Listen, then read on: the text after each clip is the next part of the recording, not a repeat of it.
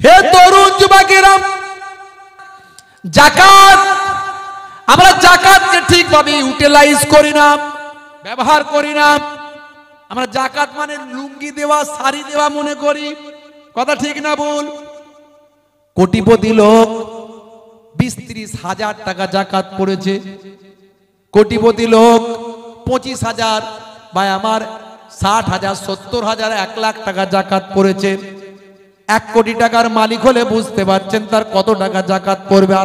শতকরা 2.5 টাকা হিসাবে কত পড়বে? 2.5 লক্ষ নাকি নাকি কত পড়বে? এই হিসাব করেন, অঙ্কের লোক নাই নাকি এখানে? হে তরুণ যুবকেরা,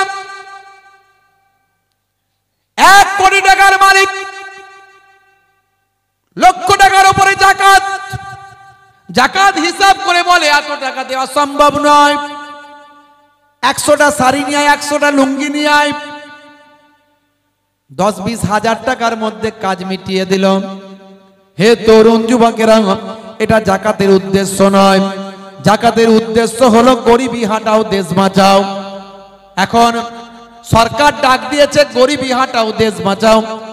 ভাই আমার, কিন্তু সরকার গরিবি হাটাও, দেশ বাঁচাও এর স্লোগান দিয়েছে। আমাদের রাজ্য সরকার দেখবেন সত্যি গরিবি হাটাও, দেশ বাঁচাওয়ের জন্য বিভিন্ন রকম প্রকল্প নিয়ে আসছে। হে তরুণ যুবকেরা, হে আমার বন্ধুরা, ভাইরা আমার, তরুণ যুবকেরা আমার, আবার দেখা যাবে কোন কোন সরকার সেভাবে কাজ করছে না, শুধু মুখে স্লোগান দিচ্ছে। অথচ 1450 বছর আগে ইসলাম বলেছিল গরিবি হাটাও, দেশ বাঁচাও। কিভাবে? তোমার নিকটস্থ গরিব মানুষকে তুমি তোমার যাকাতের বড় অংশ দান করো, যাতে করে তাকে এস্টাবলিশ করে দাও, কাজ কারবারে তাকে লাগিয়ে দাও, সেও আগামী দিন যাকাত দিতে পারবে। জোরে বলুন। হে তরুণ যুবকেরা, এই যাকাতটা অন্যান্য নবীদের জামানাতেও ছিল।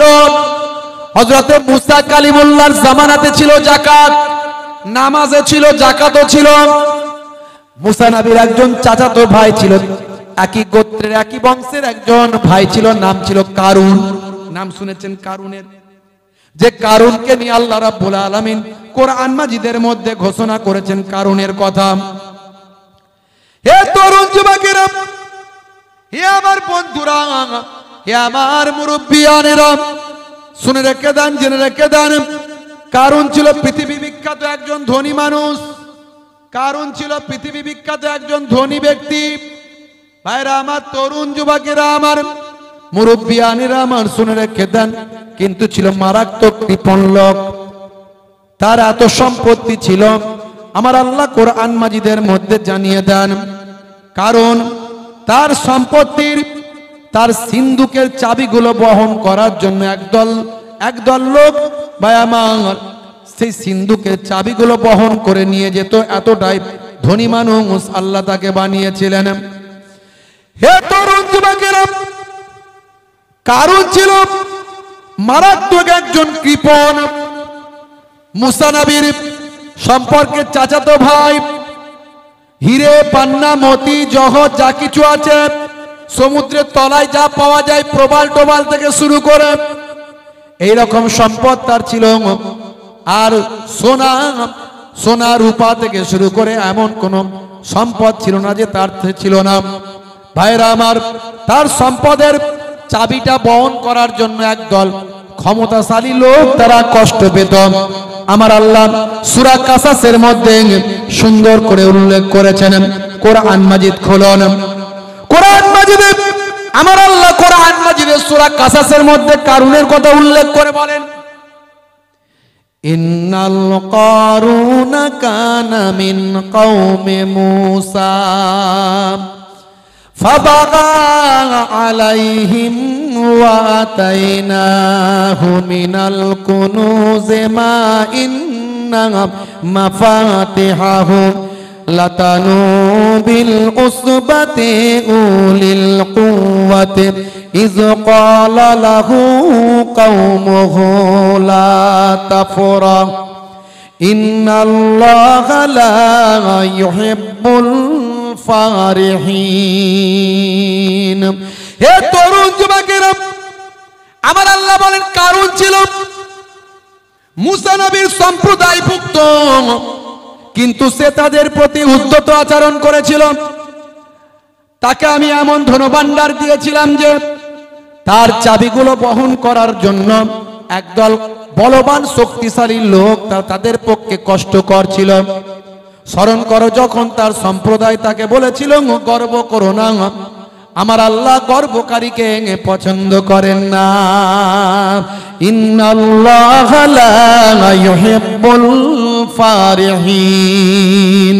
হে তরুণ যুবকেরা, মুসা নবী কারুনকে যখনই দেখতেন তখনই বলতেন কারুন যাকাত দাও, তোমাকে যাকাত দিতে হবে। কারুন কিন্তু ভয়ঙ্কর কৃপণ ছিল, সে যাকাত দিতে চাইতো না। হে নবী মুসা, তুমি আমাকে শুধু পেয়েছো আর কাউকে পাও না, আমার সামান্য সম্পদ, তাতেই তুমি যাকাত দিতে বলো, কেন যাকাত দেব? হে জওয়ান যুবকেরা, এমন সময় কিন্তু মুসা নবী ছাড়নেওয়ালা নয়। যখনই কারুনকে দেখতে পায় তখনই বলে কারুন যাকাত দাও।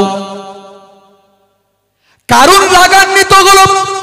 হে তরুণ যুবকেরা, কারুন রাগান্বিত হয়ে বন্ধুদের সঙ্গে পরামর্শ করলো কি করা যায়। বলে এমন একটা কাজ কর, এমন একটা কাজ করো যাতে করে মুসা নবী যাকাত চাওয়া তো দূরের কথা, তোমার সামনে আসা সাহসটাও না করে। সেই সময় দেখতে পাওয়া যায়, হে তরুণ যুবকেরা, হে আমার মুরব্বিয়ানেরা, এমন সময় কারুন চিন্তা করল এমন ভাবে মুসা নবীকে অপমান করতে হবে যাতে করে সে যাকাত চাওয়া তো দূরের কথা, মানুষের সামনে লজ্জায় মুখটাও না দেখাতে পারে। কে বলছে সুবহানাল্লাহ? বলছে করিম চাচা মারা গেছে, বলছে সুবহানাল্লাহ। আসলে রাত অনেক হয়েছে, বুঝতে পারছি, তাই তো ঘুম পাচ্ছে মনে হচ্ছে। আই কষ্ট হচ্ছে, শেষ করে দেবো। সুবহানাল্লাহ সিগন্যাল দিচ্ছে হুজুর, এইরকম সুবহানাল্লাহ চলবে।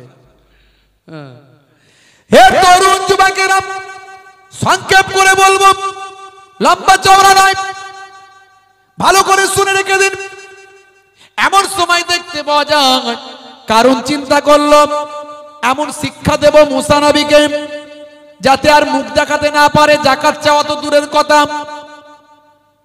সেই জামানার সবচেয়ে বড় একজন বেশ্যা ছিল, যাকে পতিতা নারী ভালোবাসায় বলা হয়, শুদ্ধ ভাষায় বলে পতিতা নারী। এখনো আছে না নাই? মানুষ চেনা যায় না। দিনের বেলা সুফি সাধক হয়ে, ভালো মানুষ হয়ে, সহজ সরল মানুষ হয়ে ঘুরে বেড়ায়, রাতের বেলা পতিতালয়ে যায়। এমন লোক মনে হয় নাই আমাদের সমাজে? জি জি ভাইরা আমার, এখনকার যুগেও বিখ্যাত পতিতা নারী, আমি একজনের নাম বলি শোনেন। আমার কাছে তার সম্পর্কে ডিটেলস পাঠিয়েছে। তার নাম হলো মিয়া খলিফা। যারা ইন্টারনেট ঘাটাঘাটি করে তারা জানে। হে তরুণ যুবকেরা, এই মিয়া খলিফা আসলে মুসলমান নয়, কিন্তু নামটা শুনলে মনে হবে মুসলমান। এই জন্য আমার কাছে সেই ভাই ডিটেলস পাঠিয়েছে, বলে হুজুর এই যে একজন পতিতা নারী, বেশ্যা নারী, ইন্টারন্যাশনাল ফেমাস, সারা পৃথিবীর মানুষ চেনে একে, সবাই চেনে, ইন্টারন্যাশনাল ফেমাস। মিডিয়া, পেপার, পত্রিকায় বিভিন্ন ভাবে তার সম্পর্কে লেখালেখি পর্যন্ত হয়। হে যুবকেরা, শুনে রেখে দেন, জেনে রেখে দেন, কখনো এই সমস্ত অন্যায়, অবিচার, পাপাচারের মধ্যে লিপ্ত হবেন না। আমার আল্লাহ কোরআন মাজিদে জানিয়ে দেন, লা তাকরাবুজ জিনা, তোমরা জেনার ধারে কাছেও যেও না। এখন পর্দা প্রথা উঠে গেছে আমাদের মাঝখানে। দেখবেন শালীদের সঙ্গে জামাই বাবুর বেশি খাতির, বউকে ছেড়ে দিয়ে শালী চললো দুলা ভাইয়ের সঙ্গে ঘুরতে, আছে না নাই? একেবারে হারাম কাজ, জেনার গন্ধ পাওয়া যায় এখানে। ভাইরা আমার, তরুণ যুবকেরা আমার, মুরব্বিয়ানেরা আমার, এই রকম অন্যায়, অবিচার, পাপাচারের মধ্যে লিপ্ত হবেন না। আমার আল্লাহ ডাইরেক্ট কোরআন মাজিদে বলেছেন, লা তাকরাবুজ জিনা, জেনার ধারে কাছেও তোমরা যেও না। হে মুসলমান ভাইরা আমার, তরুণ যুবকেরা আমার শুনে রেখে দেন, এই মিয়া খলিফা নামটা শুনলে মনে হবে মুসলমান। মিয়া মিয়া নামটা মুসলমানদের ব্যবহার হয়, আর খলিফা একটা মূল্যবান শব্দ যার অর্থ হলো প্রতিনিধি। ভাই আমার, নামটা নিয়েছে সে মিয়া খলিফা, কিন্তু আসলে সে মুসলমান নয়। মুসলমানদের বদনাম করার জন্য, ইসলামের বদনাম করার জন্য, আর মুসলিম সমাজকে উদ্বুদ্ধ করার জন্য, মুসলিম ঘরের নারীদের মহিলাদের উদ্বুদ্ধ করার জন্য নামটা নিয়েছে। এর আসল বাড়ি হলো লেবানন। এ একজন লেবানিস্ট, একজন অমুসলিম। ইন্টারনেট সার্চ করবেন, তার জীবনী পাবেন, কিন্তু এদের ধারে কাছে এদের কোন রকম সম্পর্কে আর কোন তথ্য জানবেন না। বা হে তরুণ যুবকেরা, সেই জামানায় মুসা নবীর জামানায় একজন বিখ্যাত ইন্টারন্যাশনাল পতিতা নারী ছিল, তার নাম হলো এই মিয়া খলিফার মতো সাবজা। তার নাম হলো সাবজা। কারণ চিন্তা করলো সাবজার কাছে যেতে হবে। সাবজার কাছে চলে গেল রাতের বেলা, গিয়ে সেখানে রাতটা কাটালো সাবজার সঙ্গে। 5 লক্ষ স্বর্ণ মুদ্রা দিল, দিয়ে বলল আরো দেব। হে সাবজা, একটা কাজ করতে হবে। বলে কি কাজ? পয়সা দিলেই যে কোনো কাজ করার জন্য আমি রেডি। হে তরুণ যুবকেরা, কারণ বলল শোনো সাবজা, অমুক দিনে অমুক জায়গাতে সকালবেলা চলে যাবে। ওটা হলো রাজদরবার। আমাদের বাদশা হলো ফেরাউন, সে নিজেকে খোদা বলে, আমরা তাকে খোদা বলে মানি। আমাদের খোদার জন্মদিন হলো ওই দিন। খোদার জন্মদিনে চলে যাবে, সকাল সকাল চলে যাবে। খোদার জন্মদিন বলে কথা, আমাদের ফেরাউনের জন্মদিন বলে কথা। অনেক খানা পিনার ব্যবস্থা থাকবে, শত শত মানুষ সেখানে, হাজার হাজার মানুষ আসবে। তুমিও চলে যাবে, মেয়েদের মজলিসে গিয়ে বসে যাবে। আর যেখানে মানুষ বেশি সেখানে মুসা এসে হাজির হয়ে যায়। মানুষ যেখানে মুসা সেখানে। মুসা নবী এসে তাদের মাঝখানে এসে ফেরাউনের বিরুদ্ধে আল্লাহর পক্ষে ওয়াজ করেন। আল্লাহর নবীরা কত কষ্ট করেছেন, সাহাবায়ে কেরামেরা কত কষ্ট করেছেন, আল্লাহর মাহবুব বান্দা ওলিরা কত কষ্ট করেছেন, খাজা গরিব নামাজ কত কষ্ট করেছেন, নিজামউদ্দিন আউলিয়া কত কষ্ট করেছেন, খাজা বাকিবুল্লাহ কত কষ্ট করেছেন, পীর মুজাদ্দিদুজ্জামান আবু বকর সিদ্দিক রাহমাতুল্লাহ আলাইহি কত কষ্ট করেছেন, বসিরার আল্লামা হুজুর কত কষ্ট করেছেন, 5 হুজুর কেবলা কত কষ্ট করেছেন, আমার পিন্নাগড়ি হুজুর কত কষ্ট করেছেন। আমরা তো এখন কষ্ট করি না, আমাদের সম্মান দিয়ে নিয়ে আসা হয়, সম্মান দিয়ে বিদায় নেওয়া হয়। কিন্তু আমরা কি করি? আমরা সঠিক ব্যবহার না করে আমরা ওয়াজের মধ্যে বিতর্কিত কথা বলে মানুষের মধ্যে বিভাজন তৈরি করি, অশান্তি করি, ঐক্যের কথা না বলে দ্বন্দ্বের কথা বলি। হে তরুণ যুবকেরা, নবীরা কত কষ্ট করেছেন বাবা। হযরতে মুসা কালিমুল্লাহ ভিড় যেখানে বেশি সেখানে এসে আল্লাহর কথা বলেন। নিশ্চয় সে আল্লাহর কথা বলতে আসবে। যখন আল্লাহর কথা বলবে, নবীর কথা বলবে, তাওরাতের কথা বলবে, সুন্নতের কথা বলবে, সেই সময় তুমি মেয়েদের মজলিস থেকে উঠে দাঁড়াবে, দাঁড়িয়ে বলবে ভাই সকল, আমি হলাম সেই বিখ্যাত সাবজা, যাকে তোমরা অনেকে নামে চেনো, অনেকে কামে চেনো। কারণ তোমার কাস্টমারও তো সেখানে থাকবে। তুমি বলবে অনেকে আমাকে নামে চেনে, অনেকে কামে চেনে। আমি সেই বিখ্যাত সাবজা। এই যে মুসা অনেক নীতি কথা বলছে, ভালো ভালো ওয়াজ করছে, আল্লাহর কথা বলছে। আসলে এই মুসা আমার 1 নাম্বার কাস্টমার। এই একটা কথা যদি তুমি বলতে পারো, মুসাকে যদি অপমানিত করতে পারো হাজার হাজার লোকের সামনে, মুসার কথা যদি বলতে পারো মুসা আমার কাস্টমার, তাহলে মনে রাখবেন যা স্বর্ণ মুদ্রা দিয়েছি তার থেকে আরো তোমাকে বাড়িয়ে দেব। তবে হ্যাঁ, যখন আমি স্টেজে আমিও বসে থাকবো, ফেরাউনের পাশে আমি থাকবো, আমি তার উজির, ফেরাউনের পাশে দিয়ে আমি বসে থাকবো। আমি যখন একটা আঙুল তুলব তখন তুমি উঠে দাঁড়িয়ে যাবে আর ও কথা বলে দেবে, ব্যাস বাজিমাত, এটাই তোমার কাজ। বলে কোনো চিন্তা নাই, কোনো চিন্তা নাই। নির্দিষ্ট সময়ে নির্দিষ্ট দিনে ভাই আমার ফেরাউনের জন্মদিনে এসে হাজির, শত শত লোক, ভালো খাওয়া দাওয়া, ভালো খানা পিনা, রাজ দরবার সবাই এসে হাজির। সাবজাও এসে হাজির, মেয়েদের মজলিসে এসে বসে আছে সামনের কাতারে, সামনের কাতারে এসে বসে আছে। এমন সময় ভিড় জমে গেছে, মুসা কালিমুল্লাহ এসে হাজির। হুজুর এসে নবুয়াতের ওয়াজ করছেন, রিসালাতের ওয়াজ করছেন, ওয়াহাদানিয়াতের ওয়াজ করছেন। ওয়াজ শুনে মানুষ মশগুল হয়ে যাচ্ছে, সবাই হাঁ করে তাকিয়ে আছে। আহ, কত সুন্দর কথা বলছে। যেমন ইলহান তেমন দেখতেও তো প্রত্যেক নবীরা যে যুগের যে নবী সেই নবীরা তারা সুন্দর হন। যেমন ইলহান হয় তেমন সুন্দর হয়, তেমন তাদের বুদ্ধিদীপ্ত কথাবার্তা, জ্ঞান গর্বপূর্ণ বক্তব্য, মানুষ মোটিভেট হচ্ছে। হে তরুণ যুবকেরা, এমন সময় দেখতে পাওয়া যায় ওয়াজ যখন দারুণ করছেন, মানুষ সব উদ্বুদ্ধ হয়ে যাচ্ছে। কারণ চিন্তা করলে স্টেজ থেকে সর্বনাশ, এখনই পরিস্থিতি সামাল দিতে হবে, সাবজাকে এখনই উঠে দাঁড়িয়ে সব বলতে হবে। আগুলটা তুলেছে, এক নাম্বার আগুল তুলেছে, তার মানে উঠে বড়।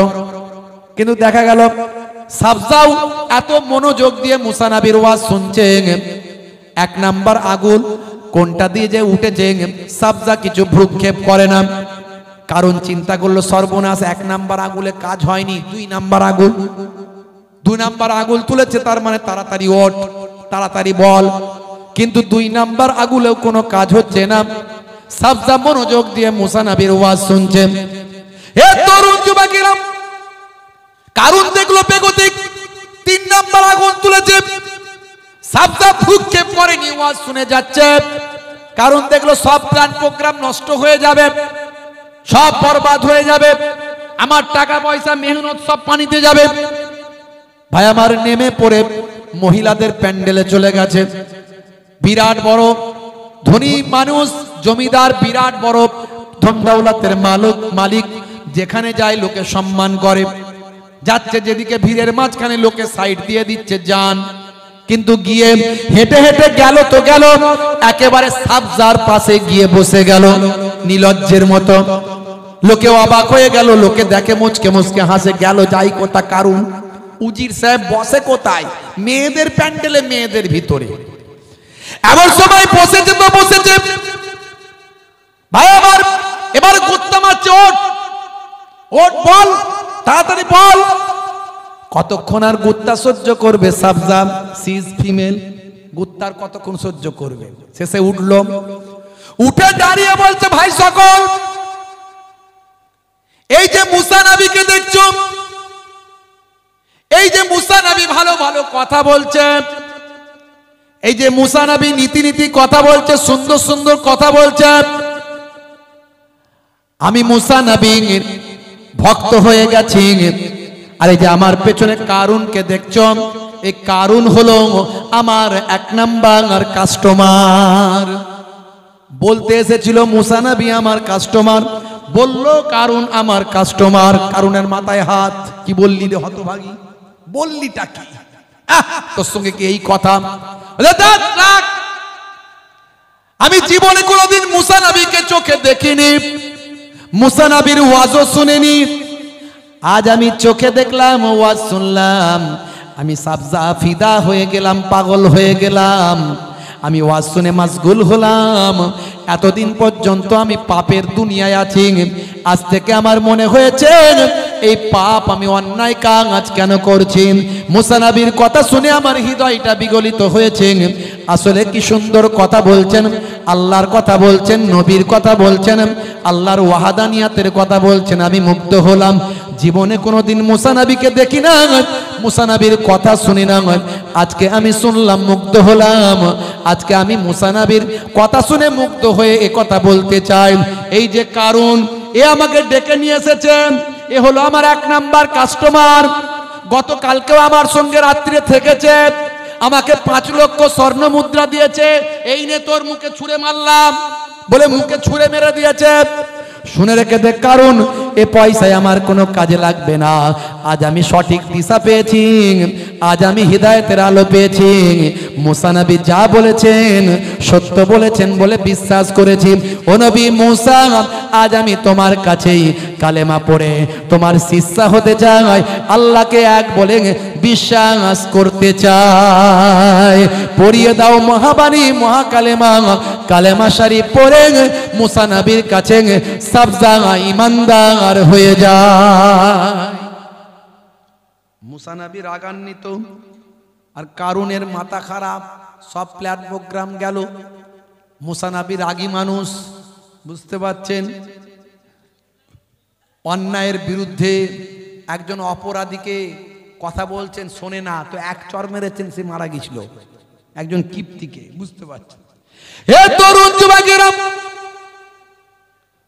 হে আমার বন্ধুরা, শুনে রেখে দিন বাবা, জেনে রেখে দেন।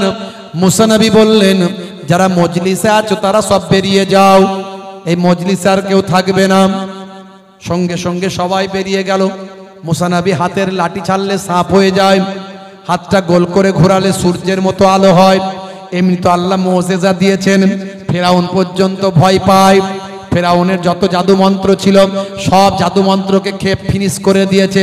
যত জাদুকররা ছিল সবাই মুসা নবীর কাছে কালেমা পড়েছে, শিষ্য হয়ে গেছে। হে তরুণ যুবকেরা, হে আমার বন্ধুরা, শুনে রেখে দিন বাবা, জেনে রেখে দেন। এমন সময় হযরতে মুসা কালিমুল্লাহ বললেন, যারা মজলিসে আছো সব বেরিয়ে যাও। বলার সঙ্গে সঙ্গে সবাই বেরিয়ে চলে গেছে।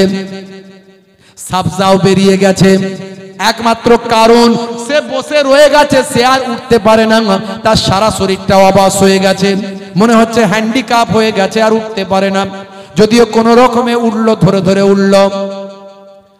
মুসা কালিমুল্লাহ বলে, হে কারণ, অনেক আমার বিরুদ্ধে চক্রান্ত করেছিস, অনেক অন্যায় করেছিস, অনেক বড় অপরাধী তুই।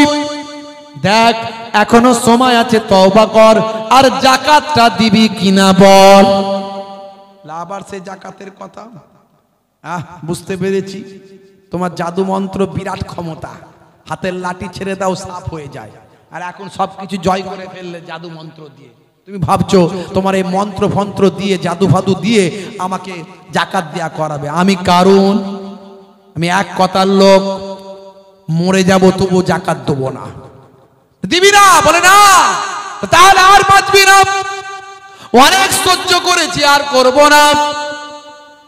হযরতে মুসা নবী কারুনের জন্য বললেন, হে জমিন, ইয়া আরদ খুজ, হে জমিন কারুনকে টেনে নাও। বলার সঙ্গে সঙ্গে কারুনের পাটা শুকনো মাটিতে হাঁটু পর্যন্ত গেড়ে গেল। এমন সময় হযরতে মুসা নবী, নবীদের মনে তো আল্লাহ দয়াও দিয়েছেন অনেক। মুসা নবী বললেন, এখনো যদি হেদায়েত সস ছেড়ে দেব, দেখ জমিন তোকে ছেড়ে দেবে, যাকাত দিবি কিনা বল। বললাম তো এক কথার লোক, যাকাত দেব না, মরে যাব তাও ভালো, তাই নাকি? বলে হাম। আবার মুসা নবী বললেন, ইয়া আরদ খুজ, হে জমিন কারুনকে টেনে নাও। বলার সঙ্গে সঙ্গে বুক পর্যন্ত। এবারও মুসা নবীর মনে আবার দয়া হলো, দেখ কারুন, এখনো যাকাত দিবি কিনা বল, আমার আল্লাহ বাঁচিয়ে দেবে তোকে, শুকনো মাটি আবার তোকে তুলে দেবে। কারণ বলল, মরে যাব তবু যাকাত দেব না। ভাই আমার এত বদমাইশ, এত জালেম। হযরতে মুসা কালিমুল্লাহ বললেন, আর উপায় নাই, এই রকম জালেম, এই রকম শয়তান পৃথিবীর জমিনে বেঁচে থাকার থেকে না থাকা ভালো। হযরতে মুসা কালিমুল্লাহ বললেন, ইয়া আরদ খুজ। বলার সঙ্গে সঙ্গে জমিনে কারণ দেবে গেল। শুধু কারণ নয়, কারুনের যত সম্পত্তি ছিল, প্রাসাদ ছিল, সম্পদ ছিল, ধন দৌলত ছিল, সবটাই শুকনো জমিনের ভিতর দেবে গেল, মাটির তলায় তলিয়ে গেল। এ কথা আমার আল্লাহ কোরআন মাজিদে সুন্দর করে সূরা কাসাসে উল্লেখ করে দিয়েছেন। সূরার নাম হলো সূরা কাসাস, আয়াত নাম্বার হলো 81। এই 81 নাম্বার আয়াতে আমার আল্লাহ বলছেন, ফাখাসাফনা বিহি ওয়া বিদারিহি وبداره الأرض فما كان له من فئة ইয়ানসুরুনাহু মিন দুনিল্লাহি ওয়া মা কানা মিনাল মুনতাসিরিন। হে তরুণ যুবকেরা, আমার আল্লাহ জানিয়ে দিলেন, অতঃপর আমি ভূগর্ভে প্রতীত করলাম কারুনকে ও তার প্রাসাদকে। আল্লাহ ব্যতীত তাকে সাহায্য করার কোনো দল ছিল না, আর সে নিজে কেউ সাহায্য করতে পারল না।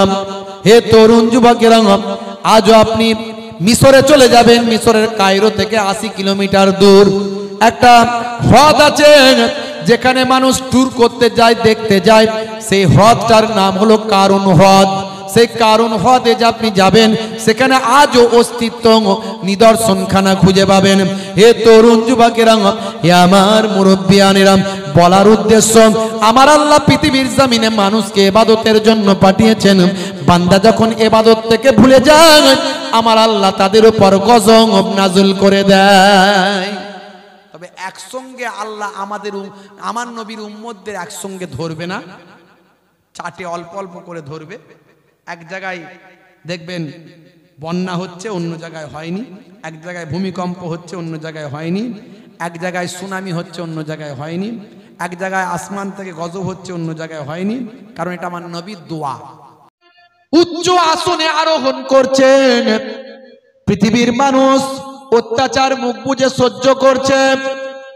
হে তরুণ যুবকেরা, চারিদিকে অনাচার, অবিচার, পাপাচার, মেরে নেওয়া, কেড়ে নেওয়া, লুট তারাস লেগে আছে। মাইট ইজ রাইট, জজ্জার মুল্লুক তার। আইয়ামে জাহিলিয়াত যখন হয়েছিল, আমার নবী যখন এসেছিলেন, পৃথিবীর অবস্থা এর থেকে আরো ভয়ঙ্কর ছিল। এক একটা যুদ্ধ 50 বছর ধরে চলত। সামান্য কারণে যুদ্ধ লেগে থাকতো। একজন মানুষের খুনের বদলা 100 জনকে তারা খুন করত। এই রকম সময়ে আমার আপনার নবীকে আমার আল্লাহ রাহমাতাল লিল আলামিন করে পাঠালেন। ওয়া মা আরসালনাকা ইল্লা রাহমাতাল লিল আলামিন। সূরা আম্বিয়া 107 নম্বর আয়াত। আমার আপনার নবীকে আল্লাহ রহমত করে পাঠালেন। হে তরুণ যুবকেরা আমার, সেই সময় দয়ার নবী পৃথিবীর জমিনে মানুষকে অন্যায়, অত্যাচার, পাপাচার, মেরে নেওয়া, কেড়ে নেওয়া থেকে আল্লাহ এবং রাসূলের পথে ফিরিয়ে আনলেন। দয়ার নবী, ভাইরা আমার, তরুণ যুবকেরা আমার, দয়ার নবী আমার নিজের পথে ফিরিয়ে আনলেন, মানুষকে আল্লাহর পথে ফিরিয়ে আনলেন। আমার আপনার নবী ঘোষণা করলেন, হে দুনিয়ার মানুষ, শুনে রেখে দাও, ওয়াবুদুল্লাহ, তোমরা আল্লাহর ইবাদত করো, ওয়ালা ইউশরিক বিল্লাহ, আল্লাহর সঙ্গে তোমরা শরীক করো না। সেই Allah is one, Allah is one whom all depend. He begets not is he begotten, and none is like him. হে তরুণ যুবকেরা, আমার আপনার নবীর কথা শুনে আবু জাহিল হেদায়েত হলো না, উতবা সাইবারা হেদায়েত হলো না। কিন্তু আমার আপনার নবীর কথা শুনে আবু বকর সিদ্দিক হেদায়েত হলো, হযরতে ওমর ফারুক হেদায়েত হলো, হযরতে ওসমান জিন্নুরাইন হেদায়েত হলো। আমার আপনার নবীর কথা শুনে আবু জার গাফফারির মতো ভাই আমার একজন দস্যু মানুষ ছিলেন প্রথম জমিনে। আবু জার গাফফারির মতো দস্যু মানুষ প্রথম জীবনের একজন দস্যু মানুষ ছিলেন। পরবর্তীকালে আল্লাহর নবীর সাহাবী হয়ে গেলেন। আমার আল্লাহ বললেন, ফাযাক্কির ফাইন্না যিকরা তানফাউল মুমিনিন। হে নবী, আপনি ওয়াজ করতে থাকুন, আপনি বলতে থাকুন। আপনার বলাটা, আপনার ওয়াজটা মুমিনদের উপকারে লাগবে। You keep telling believers will benefit. আপনি বলতে থাকুন, আপনার বলাটা বিশ্বাসীদের, ইমানদারদের বেনিফিট হবে, ইমানদারদের উপকারে লাগবে। হে তরুণ যুবকেরা, আল্লাহর নবী ওয়াজ করতে লাগলেন। হে জওয়ান যুবকেরা, আল্লাহর নবী ঈমানের দাওয়াত দিলেন। ঈমান মানে হলো বিশ্বাস। আমি বলি সিম কার্ড, সিম কার্ড ছাড়া যেমন কোনো মোবাইলের মূল্য নাই, সিম কার্ড ছাড়া যেমন মোবাইলের কোনো দাম নাই। একটা অ্যাপ ডাউনলোড করতে গেলে নাম্বারটা চাই, সেই নাম্বারটা সিম কার্ড লাগালে তবেই পাওয়া যায়। হোয়াটসঅ্যাপ ডাউনলোড করবেন, সিম কার্ডটা দেবেন। ফেসবুক ডাউনলোড করবেন, সিম কার্ডটা সেখানে নাম্বারটা সেখানে লাগাবেন। এই নাম্বারটা পেতে গেলে সিম কার্ডটা লাগাতে হয়। সিম কার্ড ছাড়া হোয়াটসঅ্যাপ ডাউনলোড হয় না, সিম কার্ড ছাড়া ফেসবুক ডাউনলোড হয় না। হে তরুণ যুবকেরা, হে আমার মুরব্বিয়ানেরা, সিম কার্ড ছাড়া মোবাইলের কোনো মূল্য নাই। আমার আপনার ঈমানটা হলো আমার আপনার জন্য সিম কার্ড। আর এই অ্যান্ড্রয়েড বডিটা আমি নাম দিয়েছি অ্যান্ড্রয়েড বডি। এই অ্যান্ড্রয়েড বডিটা আপনার আমার ঈমানের সিম কার্ডটা লাগাতে হয়। ঈমানের সিম কার্ডটা যদি অ্যান্ড্রয়েড বডিতে লাগাতে পারেন, এরপর আপনি নামাজ আর রোজা হজ যাকাতের অ্যাপগুলো ডাউনলোড করতে পারেন। ওখানে যেমন হোয়াটসঅ্যাপ আর ফেসবুকের মধ্যে দিয়ে বন্ধুর সঙ্গে বন্ধুর যোগাযোগটা হয়, এখানে তেমন তারপরে নামাজ আর রোজার অ্যাপের মধ্যে দিয়ে আল্লাহর সঙ্গে বান্দার যোগাযোগ হয়। জোরে হবে না? তোমার বুকে রাখো আল্লাহরই ভয়, আসবে না কোনো দিন কোনো পরাজয়, আসবে না কোনো দিন কোনো পরাজয়। হারাম হালাল জেনে সরল সত্য মেনে নিষিদ্ধ সব ছেড়ে উঠুক জীবন বেড়ে যাবে তুমি জান্নাতে। যাওয়া ছিল স্বপ্ন তোমার, তোমার বুকে রাখো আল্লাহরই ভয়, আসবে না কোনো দিন কোনো পরাজয়। জোরে হবে না?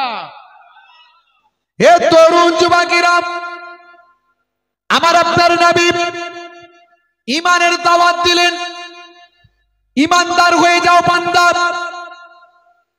আমার আপনার নবী এই ঈমানের দাওয়াত দিতে গিয়ে অনেক কষ্ট করতে হলো, আমার নবীকে মার খেতে হলো, আমার আপনার নবীর দান্দান মোবারক শহীদ হলো, সাহাবায়ে কেরামেরা রক্তাক্ত হলেন, নিজেদের জীবন দিলেন।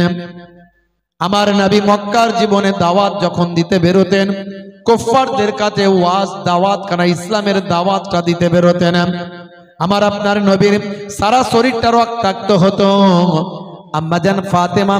আম্মাজান ফাতেমা তো জোহরা রাদিয়াল্লাহু তাআলা আনহা, ছোট বয়স, বাচ্চা বয়স, বাপকে ধরে নবী পাককে ধরে ঝরঝর করে কাঁদতেন। আহারে আব্বা জানের চেহারাটা লালে লাল হয়ে গেছে, দুশ্মনরা মেরেছে, রক্তাক্ত করেছে।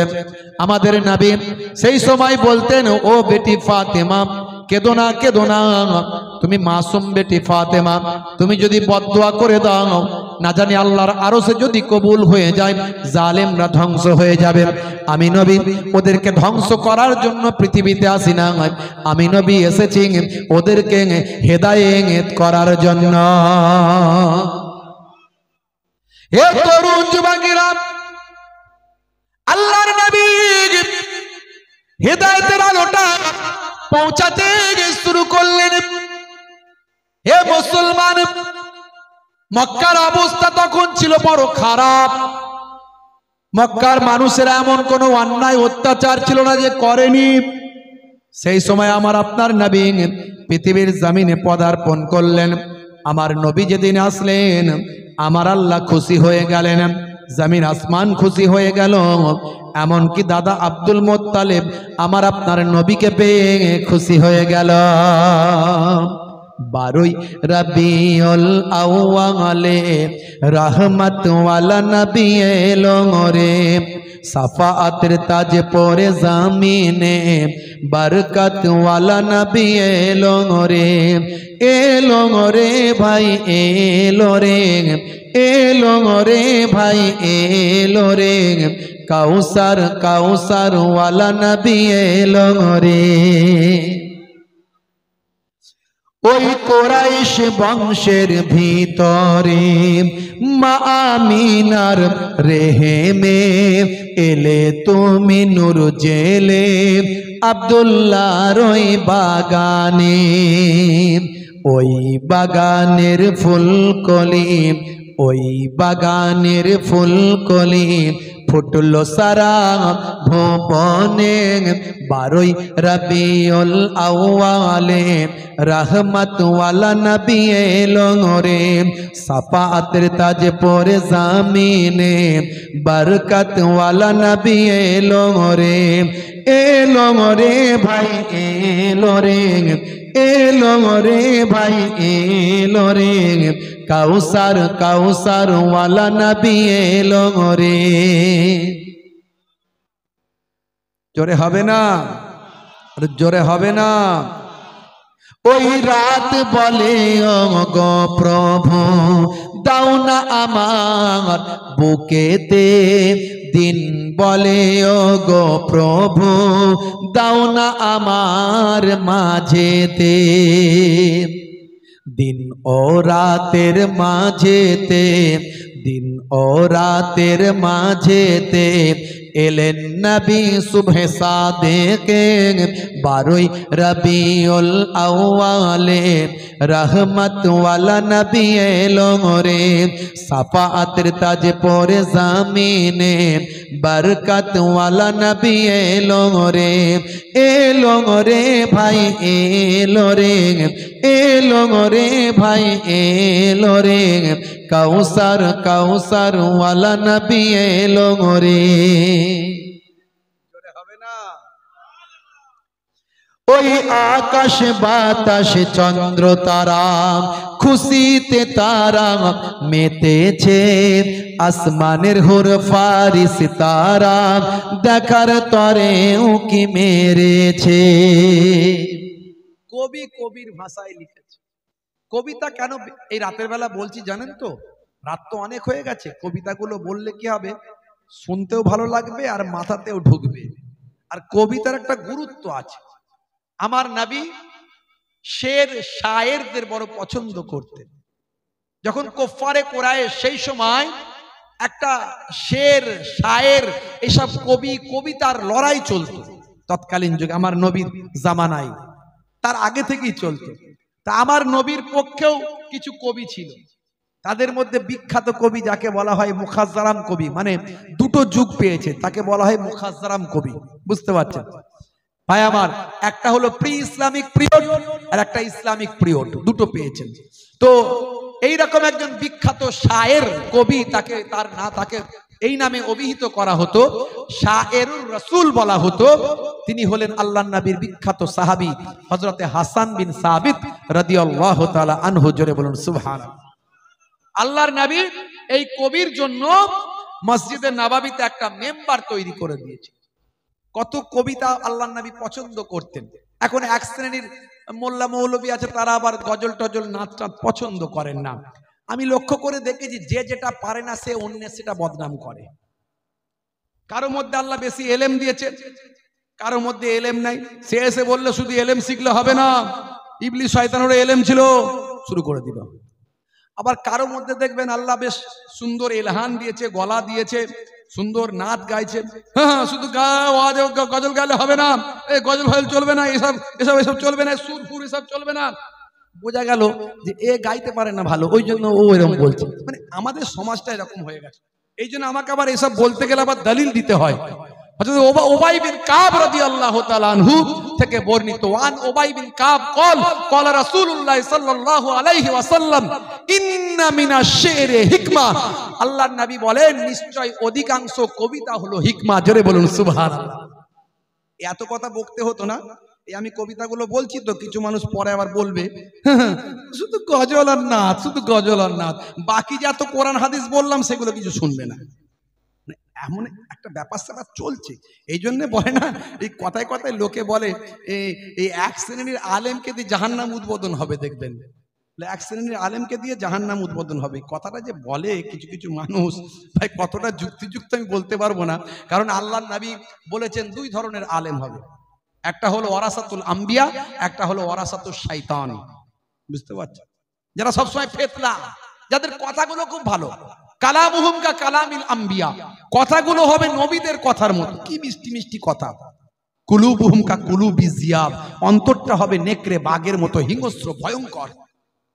মুখে বলছে ভালো কথা কিন্তু মনে তার হিংসা, খালি ফিতনা খালি ফিতনা, এমন এমন কথা বলবো শুধু ফিতনা লেগে যাবে, আছে না নাই? হ্যাঁ, ওয়াফিলুহুম কাফিলিল ফারাইনাত, আল্লাহর নবী বলেন কাজকর্মগুলো হবে ফেরাউনের কাজের মতো। আল্লাহর নবী বলেন এরা আমার উম্মত নয়, আমি এদের নবী নয়। আর এক শ্রেণীর আলেম হবে যাদের কথা, যাদের অন্তর, যাদের কাজ সবটাই নবী আনা তারিকায় হবে, তারা হলো ওয়ারাসাতুল আম্বিয়া। জোরে বলুন সুবহানাল্লাহ। এই রকম আলেম যদি খুঁজে পান, আল্লাহর নবী বলছেন মান যারা আলিমান ফাকান্নামা যারানি, যে আলেমে হাক্কানির সঙ্গে মুলাকাত করলো সে যেন আমি রাসূলুল্লাহ দয়ার নবীর সঙ্গে মুলাকাত করলো। মান সাফা আলিমান ফাকান্নামা সাফানি, যে আলেমে হাক্কানির সঙ্গে মুসাফা করলো সে যেন আমি রাসূলুল্লাহ দয়ার নবী পাকের সঙ্গে মুসাফা করলো। মান জালাসা আলিমান ফাকান্নামা জালাসানি, যে আলেমে হাক্কানির মজলিসে গিয়ে বসলো সে যেন আমি দয়ার নবী পাকের মজলিসে এসে বসলো। আলেমদের সম্মান অনেক, কিন্তু সে আলেমরা আমরা নিজেদের সম্মান নিজেরা রাখছি না। ভাইরা আমার, তো দেখুন আমার নবী এসেছেন, মক্কাবাসী খুশি। এটা কবিতার মাধ্যমে কবি গিয়েছে, আমার লেখা নয়, এটা অন্যজনের কবিতা পেয়েছি।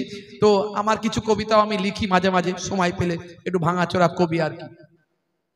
এখানে বলেছি, ওই আকাশ বাতাস চন্দ্র তারা খুশিতে তারা মেতেছে, আসমানের হুর ফারিস তারা দেখার তরে উকি মেরেছে। জোরে হবে না? জোরে হবে না? দাদু মুত্তালিব খুশি হয়ে, দাদু মুত্তালিব খুশি হয়ে মক্কাবাসীর দাওয়াত করেছেন। 12 রবিউল আউয়ালে রহমত ওয়ালা নবী এলো রে, সাফাআতের তাজ পরে জামিনে বরকত ওয়ালা নবী এলো রে। এলো রে ভাই এলো রে, এলো রে ভাই এলো রে, কাউসার কাউসার ওয়ালা নবী এলো রে। হে তরুণ যুবকেরা, আল্লাহর নবী মানুষকে হেদায়েতের আলো দিতে লাগলেন, সাহাবায়ে কেরামদের পাল্টাতে লাগলেন, পরিবর্তন হতে লাগলো মানুষ। এক শ্রেণীর মানুষ মানলো না, আর এক শ্রেণীর মানুষ মানতে লাগলো। মক্কার মানুষরা অনেক অত্যাচার করলো, জুলুম করলো, নবী আমার সব সহ্য করলেন।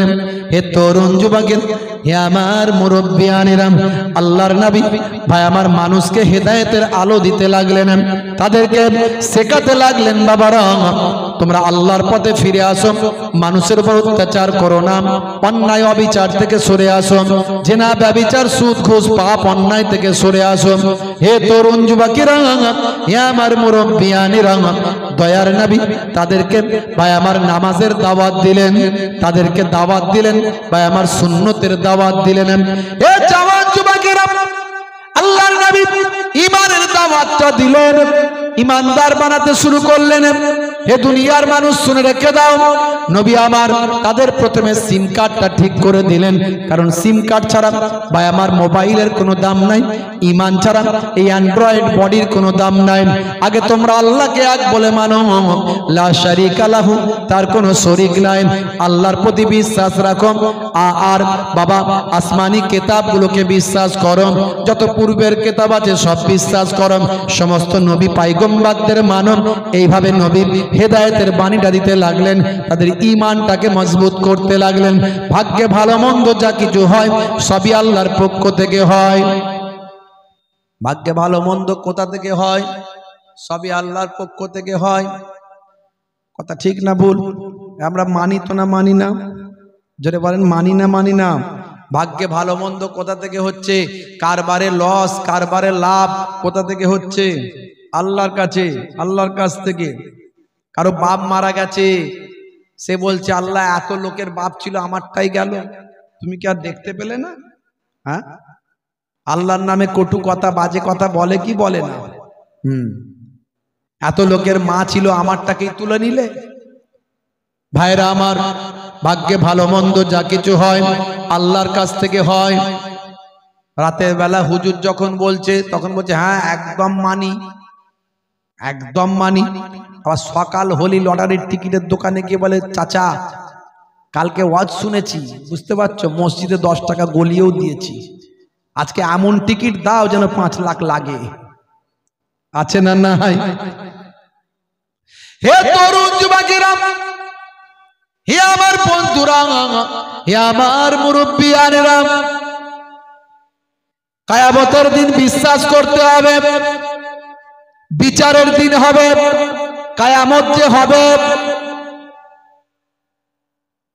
এমন একটা সময় আমাদের মাঝখানে চলে এসেছে বাপ, কিয়ামতের আলামতগুলোর মধ্যে ছোট আলামতগুলো প্রকাশ পেয়েছে।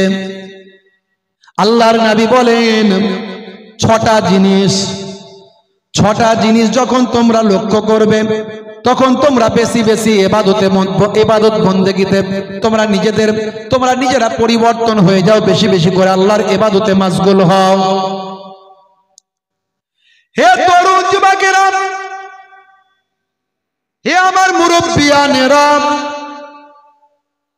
ভাইরা আমার, তরুণ যুবকেরা আমার, তার মধ্যে একটা হলো যখন অশিক্ষিত মূর্খ ব্যক্তিরা নেতৃত্বের আসনে বসবে, অশিক্ষিত মূর্খ মানুষেরা নেতৃত্বের আসনে বসবে। 2 নাম্বার হলো প্রত্যেকটা বিষয়ে যখন বেশি বেশি করে শর্ত চাপানো হবে, বেশি বেশি করে কোনো কিছুর উপর যেখানে শর্ত দেওয়ার নয় সেখানেও শর্ত দেওয়া হবে। ওয়া কাসরাতুস সুরাতে ওয়া কাসরাতুস শর্তে, শর্ত বেশি বেশি করে দেওয়া হবে। ওয়া বাইউল্লাহ হুকমে, ভাই আমার, বিচারকরা বিক্রি হয়ে যাবে। বিচারক যারা বিচারের দায়িত্বে থাকবে তারা বিক্রি হয়ে যাবে। বিচারক, বিচার কেনা বেচা হবে, ভালো করে মিলিয়ে নিন। ওয়া কাতিয়াতুর রাহমে, ভাইরা আমার, আত্মীয়তা বিচ্ছিন্ন হয়ে যাবে, আত্মীয়তা বিচ্ছিন্ন হয়ে যাবে, ভালো করে মিলিয়ে নিন। ইস্তেগফাফু বিদ্দামে, ভাই আমার, রক্ত চারিদিকে ঝরতে থাকবে, মানুষ মারা যাবে বেশি বেশি, রক্তের কোনো মূল্য থাকবে না, রক্ত মানুষের জীবনের কোনো দাম থাকবে না, মানুষ মারা যাবে বেশি বেশি। ভালো করে মেলান আজকের দিনের। এই রকম ভাবে আল্লাহর নবী 6টা কথা বলেছিলেন। হে তরুণ যুবকেরা, হে আমার বন্ধুরা, চারিদিকে তাকিয়ে দেখুন, কিয়ামতের আলামতগুলোর মধ্যে এই ছোট ছোট আলামতগুলো পরিস্ফুটিত হচ্ছে। আজকে ইউক্রেন রাশিয়া যে পরিমাণে যুদ্ধের দ্বার প্রান্তে পৌঁছে গেছে, একটা মালহামা হয়তো এটাকে কেন্দ্র করে ঘটতে পারে। থার্ড ওয়ার, 3য় বিশ্বযুদ্ধ হয়তো শুরু হতে পারে। হে তরুণ যুবকেরা, রাশিয়া হুমকি দিয়ে দিয়েছে পরমাণু যুদ্ধ আমি চালিয়ে দিতে পারি, পরমাণু বোমা কিন্তু আমরা অনুমতি দিতে পারি। রাশিয়ার হাতে আছে কিছু কম বেশি 600টা পরমাণু। ওদিকে ইউক্রেনকে আমেরিকা সাহায্য করছে, বলছে 300 কিলোমিটার দূরপাল্লার ক্ষেপণাস্ত্র তুমি চালাতে পারো, অনুমতি দিলাম। জো বাইডেন যাবার আগে অনুমতি দিচ্ছে, জানুয়ারি থেকে ট্রাম্প ক্ষমতায় আসবে আবার। এইভাবে দেখা গেল 1450 বছর আগে আল্লাহর নবী ভবিষ্যৎবাণী করে দিয়েছিলেন। আমার আল্লাহ প্রদত্ত কথাগুলো বলেছিলেন, হাদিসের মধ্যে এসেছে কিয়ামতের আগে একটা মালহামা হবে, মালহামা, যেখানে 1/3 মানুষ, ভাই আমার, মারা যাবে, আধুনিকতা ধ্বংস হবে। হে তরুণ যুবকেরা, হে আমার মুরব্বিয়ানেরা, পরমাণু যুদ্ধ যদি শুরু হয়ে যায় পৃথিবীর আধুনিকতা হারিয়ে যাবে। সমস্ত পৃথিবীর দেশগুলো 2 ভাগে ভাগ হয়ে গেছে। একবার যুদ্ধ হলে সারা বিশ্ব কিন্তু যুদ্ধে লিপ্ত হয়ে যাবে। হে মুসলমান, হে তরুণ যুবকেরা, ভাইরা আমার, আজ কিয়ামতের আলামতগুলো সব কিন্তু মিলে যাচ্ছে। ঘরে ঘরে জেনা ব্যভিচার, ঘরে ঘরে জেনা ব্যভিচার, অন্যায় অত্যাচার লিপ্ত হয়ে গেছে। অশ্লীলতা মানুষের ঘরে ঘরে ভরে গেছে। মিথ্যা মানুষের ঘরে ঘরে চলে এসেছে। নারীরা বেপরদায় অশ্লীলতার মধ্যে লিপ্ত হয়েছে। আজকে নারীরা দেখুন অর্ধ পোশাক, ভাই আমার স্বল্প পোশাক পরে স্বামী স্ত্রী বাইরে বেরিয়েছেন, স্বামীর পোশাক পুরোপুরি হাত পর্যন্ত ঢাকা, পা পর্যন্ত ঢাকা, আর স্ত্রীর পোশাক যতটা দেখবেন স্বামীর ঢাকা ততটা স্ত্রীর ফাঁকা আছে না নাই? লাল শাড়ি, লাল টিপ, লাল আঁচল মাথায় নাই, সবুজ শাড়ি, সবুজ টিপ, সবুজ আঁচল মাথায় নাই, পিঠটা তাদের ফাঁকা, যত তাকাবি তাকা। আল্লাহর নবী বলেছেন ও হাফাজাত ফুরুজাহান। আল্লাহর নবী বলেন হে মায়েরা, মেয়েরা, তোমরা তোমাদের সারামগাকে হেফাজত করো, লজ্জাকে হেফাজত করো, মোটা কাপড় গায়ে দিয়ে বের হও, বোরকা হিজাব পরে বের হও। আজকালকার নারী চালাচ্ছে স্কুটি গাড়ি, সে চালাক, অসুবিধা নাই। আমাদের ঘরের মেয়েরা এখন অনেক হাই লেভেলে যাচ্ছে আলহামদুলিল্লাহ, এমনকি ইসরোতে গিয়ে সায়েন্টিস্ট হয়েছে মুসলিম ঘরের মেয়ে, ইসরোর সায়েন্টিস্ট। হে তরুণ যুবকেরা, নারী শিক্ষাই হয় সমাজ গঠিত, নারী শিক্ষা নাই বলি সমাজ পতিত। নারীগণ যদি শিক্ষিত না হয় কখনো মুসলিম জাতি জাগিবার নয়। আপনার ঘরের মেয়েটাকে, ছেলেটাকে শিক্ষিত বানাবেন, যার যেমন মেরিট আছে তাকে সেই দিকে নিয়ে যাবেন। এপিজে আব্দুল কালাম নাম শুনেছেন? একজন গরিব মানুষের সন্তান ছিলেন, বাপ ছিল ইমাম সাহেব। বাপ ছিল ইমাম সাহেব। ইমাম মানে বুঝতে পারছেন, ইমামদের অনেক টাকা মাইনে, কথা ঠিক না ভুল? বড় লোক তো নাকি ইমামরা? একটু বলে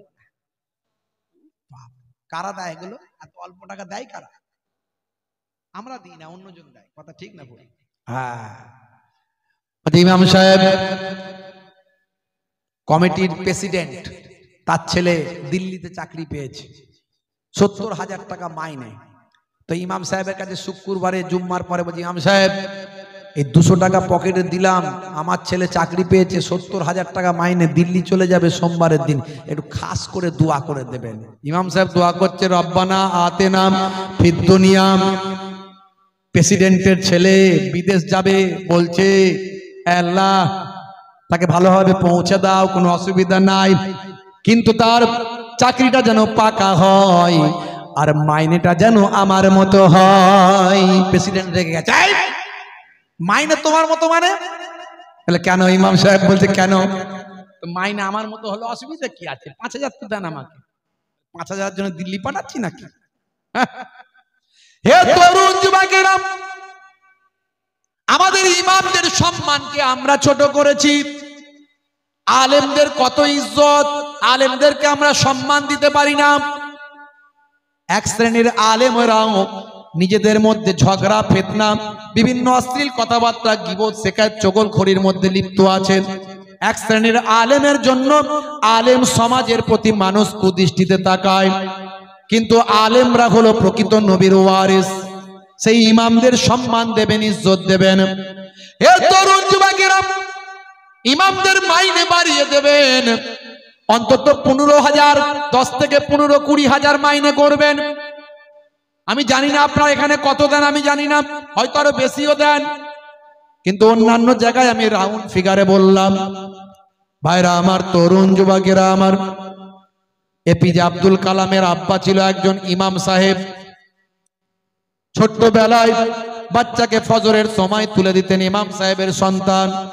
আমাকে একজন বলছে, হুজুর আমি কিন্তু আয়ুর্বেদিক ডাক্তার, আবার আমি ইমামতি করি। হুজুর আমার বাড়ি প্রায় কিছু কম বেশি 1 কোটি টাকার কিছু কম বেশি খরচা করে বাড়ি করেছি। আমি তো চমকে গেছি, ইমাম সাহেব 1 কোটি টাকায় বাড়ি করছে, ব্যাপার কি? বলে হুজুর আমি হলাম আয়ুর্বেদিক ডাক্তার, কিন্তু আমি ইমামতি করি, 5 ওয়াক্ত মসজিদে নামাজ পড়াই। বলে হুজুর আপনি হয়তো ভাবছেন যে আমি এত টাকা দিয়ে বাড়ি করছি, এই ইমামতির পয়সাতে নয়, এই আমার ডাক্তারি পয়সা। লোকে ডাক্তারকে পয়সা দিতে অসুবিধা নাই, ইমামকে দিলেই কষ্ট। তো যাই হোক, তো ভালো কথা, খুব ভালো কথা, মাশাআল্লাহ। বলছে হুজুর আমি ইমামতি কেন করি জানেন? কেন? বলছে ইমামতি এই জন্য করি যাতে আমার 5 ওয়াক্ত নামাজের 1 ওয়াক্ত কাজা যেন না হয়। আর আমি যদি ইমামের দায়িত্বে থাকি, লোকে কিন্তু আমাকে ফলো করে, ইমাম সাহেব যাচ্ছে, আর ইমাম সাহেবকে ফলো করছে মানে ইমাম সাহেব কোনো অন্যায় কাজ করার সাহস পাবে না। আমার নামাজটা, আমার ইমামতিটা আমাকে অন্যায় থেকেও বাঁচিয়ে দেয়। জোরে বলুন সুবহানাল্লাহ। হে তরুণ যুবকেরা, তাই ইমামরা হলো নামাজের দিক থেকে 1 নাম্বার। আর যে নামাজে সবচেয়ে পাবন্দি, যে সে তোমাদের মধ্যে ভালো মানুষ, তার সঙ্গে খারাপ ব্যবহার করো না। হে তরুণ যুবকেরা, এপিজে আব্দুল কালামের আব্বা ইমাম সাহেব ফজরের নামাজের সময় সন্তানকে তুলে দেন, বাবা সন্তান উঠে পড়ো, ফজরের নামাজটা পড়ো। এপিজে আব্দুল কালাম ছোট্ট বয়স, সকালবেলা ফজরের নামাজটা পড়তেন। ফজরের নামাজ পড়ে বাজারে চলে যেতেন, বাজারে গিয়ে পেপারটা, খবরের কাগজটা নিয়ে নিতেন, নিয়ে ডোর টু ডোর বা আমার দোকানে দোকানে ঘরে ঘরে খবরের কাগজটা কয়েক ঘন্টার মধ্যে ডিস্ট্রিবিউট করতেন। ডিস্ট্রিবিউট করা হয়ে গেলে আবার বাড়িতে চলে আসতেন। মা, জননী মা তার খাবার রেডি করে রাখতেন। আহারে, খাবার খেয়ে আবার তিনি পড়ার জন্য রওনা দিতেন। এইভাবে ছোট্টবেলা থেকে কষ্ট করেছেন, তার মেরিট, মেধাটাকে আল্লাহ এমন জায়গায় পৌঁছে দিয়েছেন, ভারতের মিসাইল ম্যান, পরমাণু বিজ্ঞানী তাকে বানিয়েছেন। প্রাক্তন রাষ্ট্রপতি ভারতের, যতদিন পর্যন্ত ভারতের নাম পৃথিবীর মানচিত্রে থাকবে ততদিন পর্যন্ত ভারতের পরমাণু বিজ্ঞানী, মিসাইল ম্যানের নাম ইতিহাসের পাতায় স্বর্ণাক্ষরে একজন মুসলমান ঘরের সন্তান এপিজে আব্দুল কালামের নামটা থাকবে।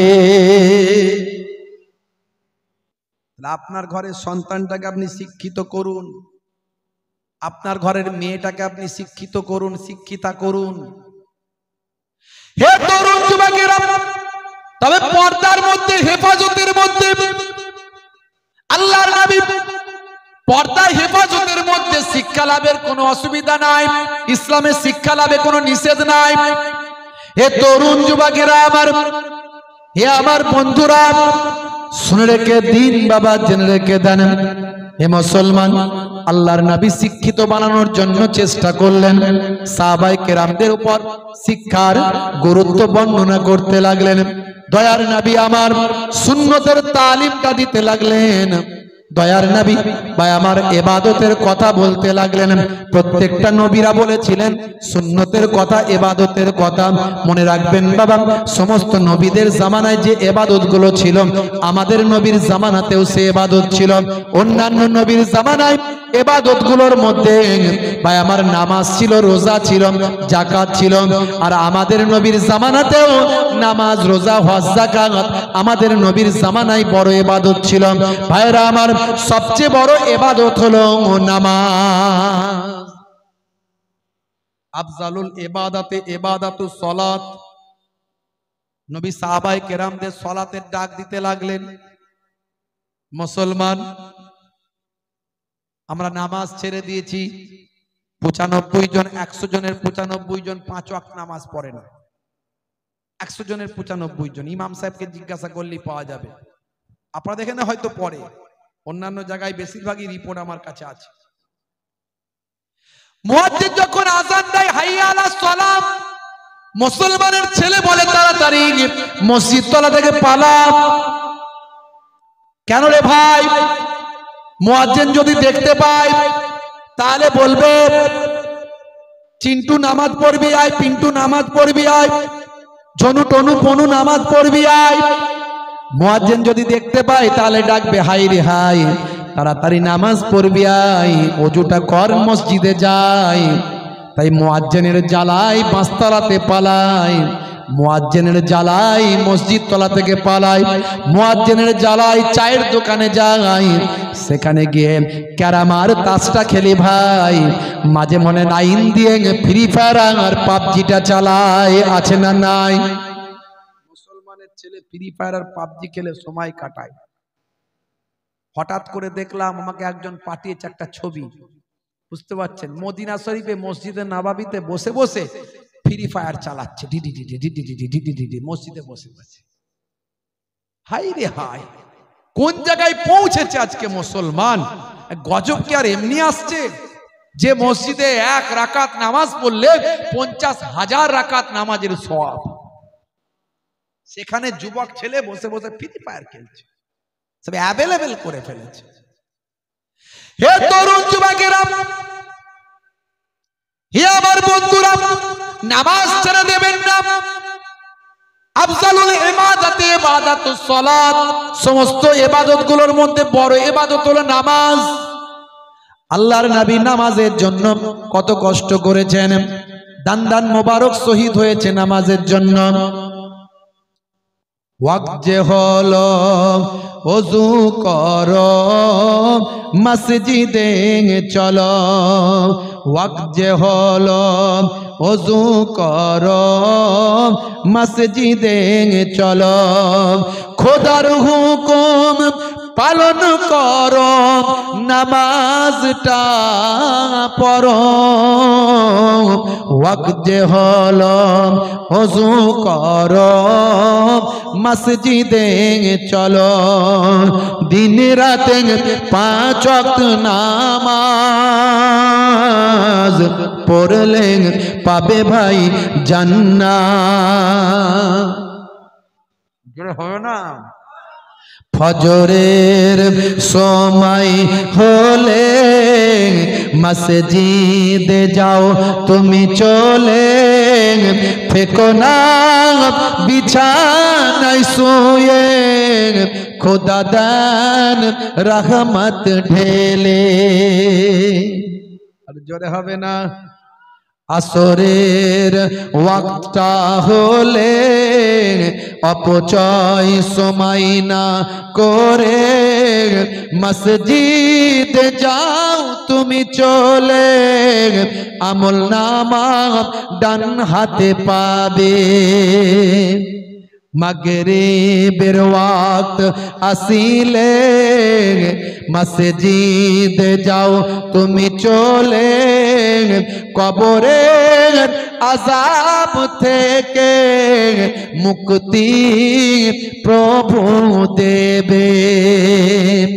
ওয়াক্ত যে হলো ওযু করো মসজিদে চলো, খোদার হুকুম পালন করো নামাজটা পড়ো। ওয়াক্ত যে হলো ওযু করো মসজিদে চলো, দিন রাত 5 ওয়াক্ত নামাজ পড়লে পাবে ভাই জান্নাত। দিন রাত 5 ওয়াক্ত নামাজ পড়লে পাবে ভাই জান্নাত। জোরে হবে না? জোরে হবে না? তাহলে সবচেয়ে বড় ইবাদত নামাজ।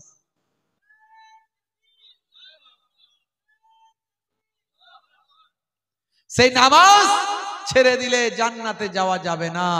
ইবাদত গুলো নিয়ে যখন প্রশ্ন করা হবে, বান্দা সবচেয়ে আগে নামাজ পড়েছিলে কিনা বলো। নামাজ ছেড়ে দিয়ে জান্নাতে যাওয়ার কোনো রাস্তা নাই, বুঝতে পারছেন? নাহলে সব একসঙ্গে ধ্বংস আল্লাহ করে দিতে পারতেন। তাই আখেরি জামানায় কিয়ামতের আলামত গুলো আস্তে আস্তে ফুটে উঠছে। যে কোনো সময় মালহামা আসতে পারে, যে কোনো সময় পৃথিবীর একটা বড় অংশের মানুষ ধ্বংস হয়ে যেতে পারে। এই অল্প দিনের মধ্যে প্রায় 70-80 হাজার মানুষ মারা গেছে অল্প দিনের মধ্যে। শুধু মধ্যপ্রাচ্যে 50,000 মানুষ শহীদ হয়েছে। তারপরে ইউক্রেন রাশিয়া আছে, তারপরে আজারবাইজান আর্মেনিয়া আছে, তারপরে আপনার ভাই আমার এই মায়ানমার বাংলাদেশ এগুলো সব আছে, বুঝতে পারছেন? সব মিলিয়ে যদি দেখেন ভাই আমার বহু মানুষ মারা গেছে। ফিরে আসুন আল্লাহর পথে, ভালো মানুষ হতে হবে, সিরাতুল মুস্তাকিম পথের প্রতীক হতে হবে, রাসূলের সুন্নতের তাবেদারি করতে হবে। আমি অনেক সুন্নতের কথা বলেছি, এগুলো তো বড় ইবাদতের কথা বললাম। অনেক সুন্নতের কথা বলেছি। ডান দিকে কাত হয়ে ঘুমানো সুন্নত, বসে পানি পান করা সুন্নত, চেটে পুচে খাবার খাওয়া সুন্নত, নবী যা বলেছেন সব সুন্নত। ভাইরা আমার, বসে পেচ্ছাপ করা, ইস্তেঞ্জা করে পবিত্র হওয়া, হ্যাঁ, ঘুমানোর সময় ঘরের লাইটটা বন্ধ করে অন্ধকারে ঘুমানো। আমার আল্লাহ যা বলেছেন, নবী যা বলেছেন, সবের মধ্যে বিজ্ঞান বাস্তবতা পাওয়া যায়। ওয়াজআলনাল লাইলা লিবাসা, সূরা নাবা আয়াত নাম্বার 10। আমার আল্লাহ বলছেন রাত্রিকে তোমাদের জন্য পোশাক বানিয়ে দিয়েছি। রাত্রি অন্ধকার, অন্ধকার তোমাদের জন্য পোশাক, মানে তোমরা অন্ধকারকে গায়ের সঙ্গে লাগিয়ে নাও। অন্য হাদিসের মধ্যে দেখা যায় নবী বলছেন লাইট বন্ধ করে দাও যখন ঘুমাও। 12 ঘন্টা দিন, 12 ঘন্টা রাত, আমি একটা এভারেজ বললাম। ভাইরা আমার, স্বাস্থ্য বিশেষজ্ঞরা বলছে যখন আপনি ঘুমিয়ে যান অন্ধকার করে, আলো জ্বললে হবে না।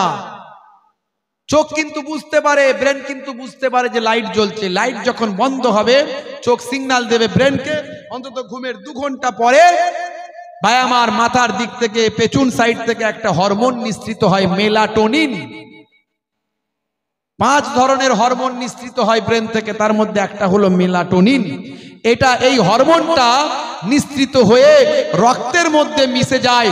এর ফলে ক্যান্সার আমাদের শরীরে হয় না। আর কোষ যখন বিক্ষিপ্তভাবে বেড়ে যায় তখন ক্যান্সার হয়। শৃঙ্খলাবদ্ধভাবে বাড়লে নয়, বিশৃঙ্খল ভাবে যদি কোষ বৃদ্ধি পায়, কোষ আমাদের শরীরে কোটি কোটি কোষ আছে, কোষ, এই কোষগুলো বৃদ্ধি পেলে ক্যান্সার হয়। আর এই ক্যান্সারকে যাতে নষ্ট করে, ক্যান্সার যাতে না হয়, এই মেলাটোনিন হরমোনটা রক্তের সঙ্গে মিশে গিয়ে ক্যান্সার হওয়া থেকে বাধাপ্রাপ্ত করে। জোরে বলুন সুবহানাল্লাহ। আর এর জন্য অন্ধকার চাই। 1450 বছর আগে আল্লাহর কোরআন, রাসূলের হাদিস বলে দিয়েছে যখন ঘুমাবে রাতের বেলা অন্ধকার করে দিয়ে ঘুমাও। জোরে বলুন সুবহানাল্লাহ। দেখেছেন, আমি অনেক উদাহরণ দিয়েছি, বেশি উদাহরণ দিতে যাব না। একটার পর একটা ইন্টারনেট সার্চ করলে পাবেন 20-25 হাজার বক্তব্য আছে। আখেরি জামানা, ফিতনা চারিদিকে লেগে আছে, সাবধানে চলবেন, আইনের প্রতি বিশ্বাস রাখবেন। আমাদের এই পশ্চিমবঙ্গে এখনো আইনের শাসন আছে, এখনো আমাদের এখানকার পুলিশ অনেক তাড়াতাড়ি কাজ করে। এই কদিন আগে বেলডাঙ্গায় যে ঘটনা ঘটেছে আপনারা জানেন। ভাইরা আমার, পুরো তথ্যটা আমি জানতে পারলাম ইন্টারনেটের মাধ্যমে।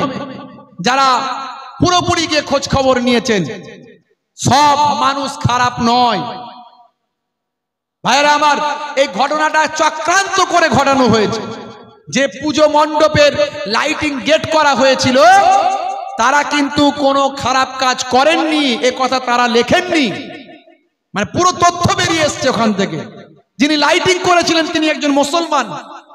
দেখেছেন হিন্দু মুসলমানের কত ভালো সম্পর্ক। এটাই তো রামকৃষ্ণের দেশ, এটাই তো বিবেকানন্দের দেশ, এটাই তো রবীন্দ্র নজরুলের দেশ, এটাই তো পীর আবু বকর সিদ্দিক দাদা হুজুরের দেশ। এখানে হিন্দু আর মুসলিম মোরা 2 সহোদর ভাই, এক বৃন্তে 2টি কুসুম, এক ভারতে ঠাই। লাইটিংটা করেছিলেন একজন হিন্দু মুসলিম ভাই। তিনি ওখানে প্রচুর পুজো মণ্ডপে কাজ করেন। যথারীতি ওনাদের পুজো মণ্ডপের নাম দিয়ে গেটে লেখা হয়েছিল, কিন্তু ওই লাইটিং গুলোর একটা পাসওয়ার্ড আছে। সেই পাসওয়ার্ডটা কোন রকমে হ্যাক করে নিয়ে মোবাইল থেকে চেঞ্জ করে দিয়ে আল্লাহর নামে গালাগালি করে দিয়ে কেউ একজন ভিডিও করে ছড়িয়ে দেয়। এটা চক্রান্ত। আগামী 2026-এ বিধানসভা ভোটের আগে এইরকম বারবার চক্রান্ত আসবে। তাই আমি মুসলিম সমাজকে বলবো, হিন্দু ভাইদের বলবো, আপনারা দেশকে ভালোবাসেন। আপনার ঘরেও সন্তান আছে, আমার ঘরেও সন্তান আছে। আমার ঘরে আগুন জ্বললে তার ধোঁয়াটা আপনার ঘরে যাবে। কারণ এই পশ্চিমবঙ্গ, এই বাংলা এত সম্প্রীতির রাজ্য, এখানে এত পাশাপাশি হিন্দু মুসলমানের বাস। এখানে কোন রকম ভাই আমার দুর্বৃত্তরা যদি কোনো অন্যায় কাজ করে ফেলে, সেখানে ক্ষতিগ্রস্ত কম বেশি উভয় হবে। কেউ যে একবারেও ক্ষতিগ্রস্ত হবে না তা নয়, উভয় ক্ষতিগ্রস্ত হবে। তাই আমি এটুকু বলবো যে কোন রকম প্ররোচনায় পা দেবেন না। বিধানসভার আগে এক শ্রেণীর চক্রান্তকারী যারা সাম্প্রদায়িক বিভাজন করলে যাদের লাভ হবে, তারা বারবার চেষ্টা করবে, বেলডাঙ্গার মতো ঘটনা ঘটানোর চেষ্টা করবে। দেখেছেন তো একজন ফিল্ম স্টার নায়ক ভাই আমার, যে আগে নায়ক ছিল, আমি জানি না, যেটা মিডিয়ায় দেখতে পাচ্ছি মুসলমানরাও তো তাকে নায়ক বানিয়েছিল, ফিল্ম স্টার বানিয়েছিল, সুপার স্টার বানিয়েছিল, বুঝতে পারছি কত মুসলমানরা তাকে বানিয়েছিল ভাইরা আমার। আর অথচ সে এসে বলছে কুছ ভি হোগা, কুছ ভি হোগা, কিয়া হোগা, কিয়া হোগা। মুর্শিদাবাদের একজন বিধায়ক, তিনি 70-30 করেছেন, তার বক্তব্যটা আমি ইন্টারনেটে শুনেছি। তিনি বলেন, আমি রাজনীতির ক্ষেত্রে বলেছি যে রাজনীতির অঙ্কে আমার দল 70, তোমার দল 30, বেশি এ করলে কি একটা নদী বলেছে যেন সেই নদীতে ফেলে দেবো, এটা রাজনীতির অঙ্কে তিনি বলেছেন। আর এখানে নায়ক সাহেব, ফাটাকেষ্ট সাহেব কি বলেন, কি যেন একটা ডায়লগ বলে, গোখরো সাপ না কি বলে, কি একটা আর একটা কি বলে যেন, কি ছবল দিলি নাকি ছবি হয়ে যাবে না কি বলে, বুঝতে পারছি। তো এই ফাটাকেষ্ট সাহেব সেখানে রাজনীতির অঙ্কটাকে ধর্মের অঙ্কতে নিয়ে চলে গেল, হিন্দু মুসলমানের অঙ্কে নিয়ে গেল, নিয়ে গিয়ে বলছে, এবার বলছে কি বলছে তুম হামারা এক ফল তোড়োগে তো হাম তোমারা 4 ফল তোড়েঙ্গে। এ দ্বারা কি বার্তা দিচ্ছ? বয়স তো অনেক হলো, এখনো সেই সুকুনের বাচ্চা বলছে, মা অনেক দিন এই গরুর গোস্ত খাচ্ছি, গরুর মাংস, ছাগলের মাংস, ভেড়ার মাংস, ভাগারে যা পড়ে তার মাংস খাচ্ছি, গোস্ত খাচ্ছি, মানুষের গোস্ত, মানুষের মাংস খেতে চায়, বুঝতে পারছেন? সুকুনের বাচ্চা বলছে, তার মা বলছে, হেই পাগল, মানুষের মাংস আবার পাওয়া যায় নাকি? মানুষ হয় মারা গেলে তাকে শ্মশানে দেয়, আর না হলে কবরে দেয়, ও মানুষের গোস্ত পাবি না, ওসব আশা করিস না, যেটা পাবি না সেটা হবে না। বাপ সুকুনটা বলছে, চিন্তা করো না। বলছে কি করবে? বলে এমন ব্যবস্থা করবো, আমার ছেলের স্বপ্ন পূরণ করব, ছেলের জন্য, দেখেছেন সব ছেলের জন্য, হ্যাঁ আমার ছেলে বাঁচবে, আমি বাঁচবো, হ্যাঁ হ্যাঁ ছেলের জন্য। ভাইরা আমার দেখবেন এই যে ফাটাকেষ্ট সাহেবের ছেলেও নাকি কি সব ঝামেলায় জড়িয়েছিল, মানে এখনো আছেন নাকি জানি না। তো এইসব ব্যাপার, অনেক কিছু ব্যাপার আছে ভাই এসব ভিতরে। সাধারণ মানুষ আমার আপনার ঘরের মাথায় ঢুকবে না, আমার আপনার নিজের ঘরের ছেলেরা মারপিট করবে, ওদের ছেলেরা বিদেশে গিয়ে পড়াশোনা করবে, ওরা বড় বড় হায়ার জায়গায় পৌঁছাবে। ভাইরা আমার, তো বাপ সুকুনটা বলছে চিন্তা করো না, আমি বুদ্ধি এঁটেছি। কি বুদ্ধি? হ্যাঁ বলছে একটুখানি শূকরের গোস্ত নিয়ে গিয়ে এই মসজিদে ফেলে দেবো, আর একটুখানি গরুর গোস্ত নিয়ে গিয়ে মন্দিরে ফেলে দেবো। তাই করে দিল, দেওয়ার পরই সকালবেলা ব্যাস শুরু হয়ে গেল। বাপ সুকুন গাছে বসে বসে হাসছে, দেখেছি যায় শুরু হয়েছে, আমার ছেলে এবার মানুষের গোস্ত খাবে। তো এই চাইছে কিছু মানুষ, আমাদের মাথায় রাখতে হবে হিন্দু সম্প্রদায়ের ভাইদের সঙ্গে আমাদের কত ভালো সম্পর্ক। হিন্দু আর মুসলিম উভয় আমরা একসঙ্গে ছোট থেকে মানুষ হয়েছি, কিন্তু কিছু মানুষ নিজেদের চেয়ারের জন্য এগুলো করছে, সেগুলো থেকে আমাদের সাবধান হতে হবে। সবাই খারাপ নয়, সব হিন্দু খারাপ নয়, সব মুসলমান খারাপ নয়, ভালো মানুষগুলোর সঙ্গে মিশতে হবে, ভালো মানুষদেরকে নিয়ে চলতে হবে, আরো বেশি বেশি আমাদের ভালো ব্যবহার দেখাতে হবে। বলুন ইনশাআল্লাহ, পারবো তো নাকি? বলেন ইনশাআল্লাহ। এই আদর্শ নবিয়ানা আখলাক মানুষের কাছে ছড়িয়ে দেবো, বলুন ইনশাআল্লাহ।